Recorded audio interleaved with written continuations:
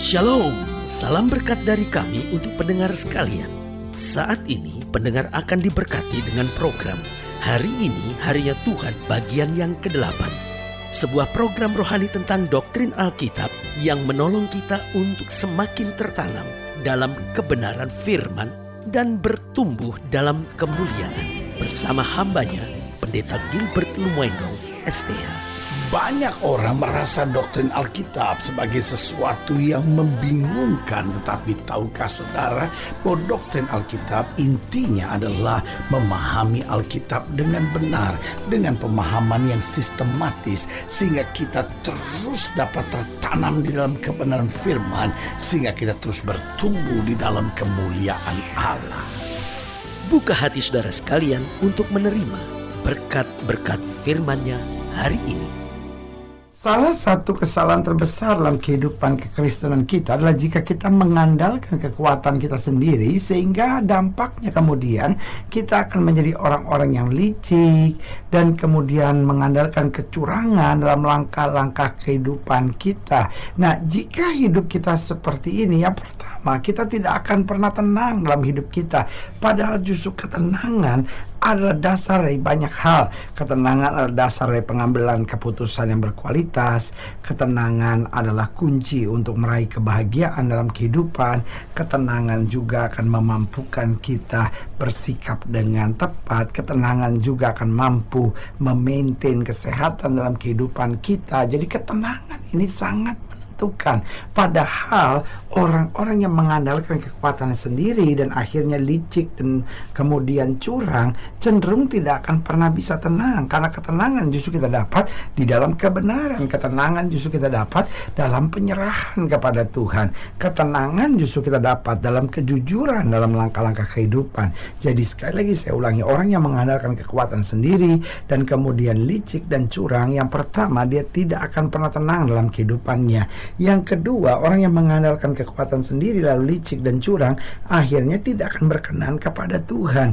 Dia boleh saja mengerjakan kegiatan-kegiatan sosial, dia bisa saja melakukan perbuatan-perbuatan amal, tetapi hidupnya tidak mungkin berkenan kepada Tuhan. Dia bisa ke gereja, dia bisa kenal pendeta, dia bisa nyumbang gereja dengan jumlah yang cukup besar, tetapi sekali lagi dia nggak akan bisa berkenan kepada Tuhan. Karena orang yang berkenan kepada Tuhan adalah orang-orang yang berserah kepada Tuhan. Orang-orang yang berkenan kepada Tuhan adalah orang-orang yang mengandalkan Tuhan, orang-orang yang benar, orang-orang yang tulus, yang jujur dalam kehidupannya. Sementara orang licik, curang, dan mengandalkan kekuatannya sendiri tidak akan pernah berkenan kepada Tuhan.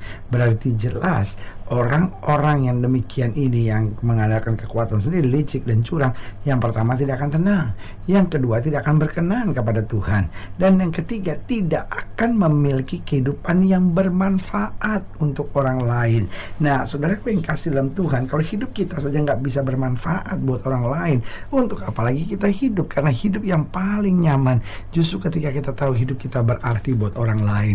Ada banyak orang sedang berpikir apa yang saya bisa dapat dalam kehidupan ini, tetapi justru kunci kehidupan ini akan berguna ketika kita dapat berarti buat orang lain. Sehingga pertanyaan kita bukan apa yang kita dapat, tapi justru apa yang kita bisa berikan, apa yang kita bisa bagikan.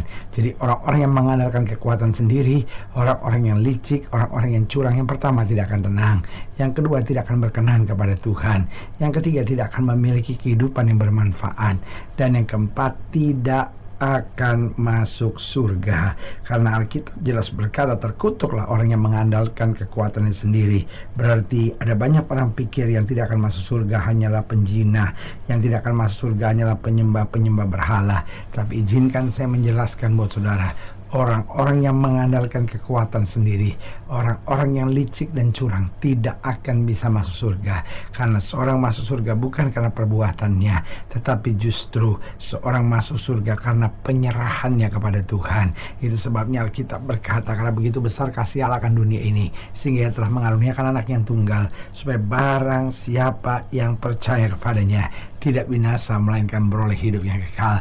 Keselamatan kita karena anugerah, justru karena percaya, bukan karena mengandalkan kekuatan sendiri. Karena itu jangan andalkan kekuatan sendiri yang akan berakibat kita licik dan curang. Tetapi mari kita berserah kepada Tuhan yang membuat kita tulus, yang membuat kita melangkah dalam kebenaran, melangkah dalam kepastian kehendak Allah, dan itu yang membawa kita masuk dalam kemuliaan yang sempurna. Haleluya. Selamat datang dalam program kita hari ini, harinya Tuhan, sebuah program rohani yang kembali mengingatkan kepada kita betapa pentingnya kita menjadikan firman Tuhan sebagai dasar keseharian hidup kita. Karena selama kita jadikan firman Tuhan sebagai dasar keseharian hidup kita, langkah-langkah ke depan kita penuh dengan kepastian, kemenangan, berkat, mujizat, dan perkara-perkara besar. Haleluya. Dan dalam program ini kita sedang membahas tentang memukul sendi pangkal paha. Nah, ini dia penting sekali.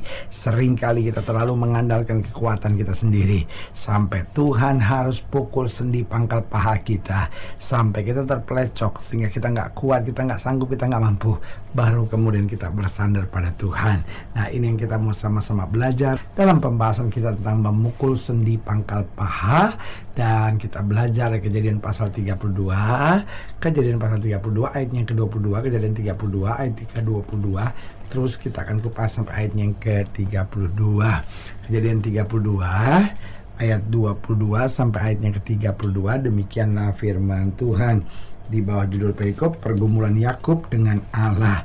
Pada malam itu Yakub bangun dan ia membawa kedua istrinya, kedua budaknya perempuan, dan ke-11 anaknya, dan menyeberang di tempat penyeberangan sungai Yabok. Sesudah ia menyeberangkan mereka, ia menyeberangkan juga segala miliknya. Lalu tinggallah Yakub seorang diri, dan seorang laki-laki bergulat dengan dia sampai fajar menyingsing. Ketika orang itu melihat bahwa ia tidak dapat mengalahkannya, ia memukul sendi pangkal paha Yakub sehingga sendi pangkal paha itu terpelecok ketika ia bergulat dengan orang itu. Lalu kata orang itu, biarkan aku pergi karena fajar telah menyingsing. Saud Yakub, aku tidak akan membiarkan engkau pergi jika engkau tidak memberkati aku. Bertanyalah orang itu kepadanya, siapakah namamu? Saudnya, Yakub. Lalu kata orang itu, namamu tidak akan disebutkan lagi Yakub, tetapi Israel, sebab engkau telah bergumul melawan Allah dan manusia dan engkau menang. Bertanyalah Yakub, katakan juga namamu, tetapi Saudnya, mengapa engkau menanyakan namaku? Lalu diberkatinya Yakub di situ. Yakub menamai tempat itu Peniel, sebab katanya, aku telah melihat Allah berhadapan muka, tapi nyawaku tertolong. Lalu tampaklah kepadanya matahari terbit ketika ia telah melewati Peniel, dan Yakub pincang karena pangkal pahanya. Itulah sebabnya sampai sekarang orang Israel tidak memakan daging yang menutupi sendi pangkal paha, karena dia telah memukul sendi pangkal paha Yakub pada otot pangkal pahanya.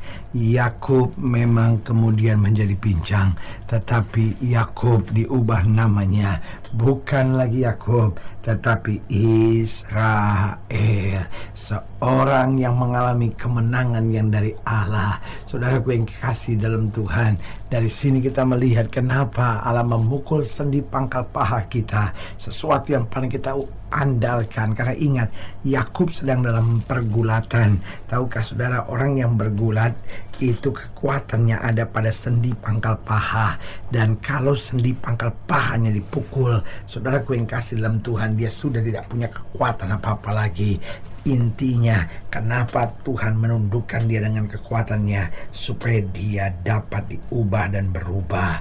Oh, saudaraku yang kasih dalam Tuhan, ini yang Tuhan sedang cari di akhir zaman. Bukan orang pintar, bukan orang hebat, bukan orang yang berpengalaman, bukan orang yang punya karunia-karunia hebat, karena semuanya itu datangnya dari Tuhan. Tetapi di akhir zaman Tuhan sedang mencari orang-orang yang mau diubah dan mau berubah. Saudara boleh pintar, tapi kalau tidak mau diubah dan tidak mau berubah, engkau tidak akan bisa dipakai Tuhan dalam pekerjaannya. Engkau boleh saja hebat, engkau boleh saja berpengalaman, engkau boleh saja punya karunia-karunia yang hebat, tapi kalau engkau tidak bisa diubah dan berubah, satu saat Allah pasti akan menyingkirkan engkau. Allah mencari orang-orang yang mau diubah dan berubah. Meskipun kau berkata masa laluku gelap, mungkin engkau berkata aku seorang yang miskin, meskipun kau berkata saya bukan siapa-siapa, tetapi kalau engkau mau diubah dan berubah untuk Tuhan, maka saudara yang kasih dalam Tuhan, Allah siap melakukan perkara dahsyat buat hidup kita. Haleluya. Saudara yang kasih dalam Tuhan, bagaimana Tuhan mengubah dan membuat kita berubah, yaitu supaya kita meninggalkan segala yang lama. Karena hidup Kristen jelas, aku melupakan apa yang ada di belakangku dan mengarahkan diri kepada apa yang ada di depanku. Berarti jelas hidup Kristen adalah hidup yang meninggalkan yang lama, karena kepada kita sudah dipersiapkan sesuatu yang baru. Haleluya. Jadi prinsip hidup Kristen jelas diubah dan berubah sehingga kita meninggalkan yang lama, dan kita juga diubah dan berubah sehingga kita memiliki kualitas sorgawi. Karena Alkitab jelas berkata kita masih ada di dunia, tapi kita bukan berasal dari dunia ini.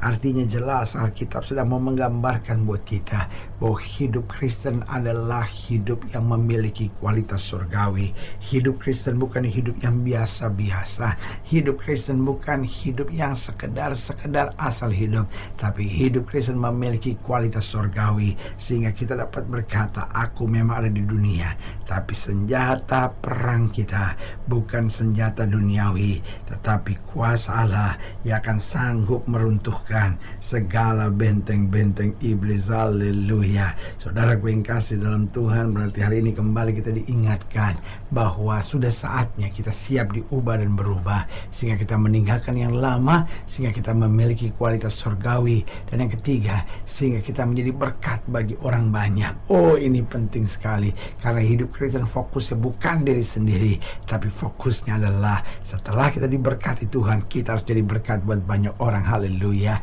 Dan yang keempat, akhirnya kita diubah dan berubah sehingga kita memiliki kemajuan untuk mencapai hari depan yang penuh harapan. Oh, haleluya. Tuhan bukan tertarik dengan dari mana kita mulai, tapi Tuhan tertarik dengan bagaimana kita mengakhiri segalanya. Karena akhirnya di end of the day, kita harus berdiri sebagai prajurit-prajurit Kristus yang bertahan sampai kesudahannya, yang berhak untuk memperoleh segala mahkotanya. Haleluya.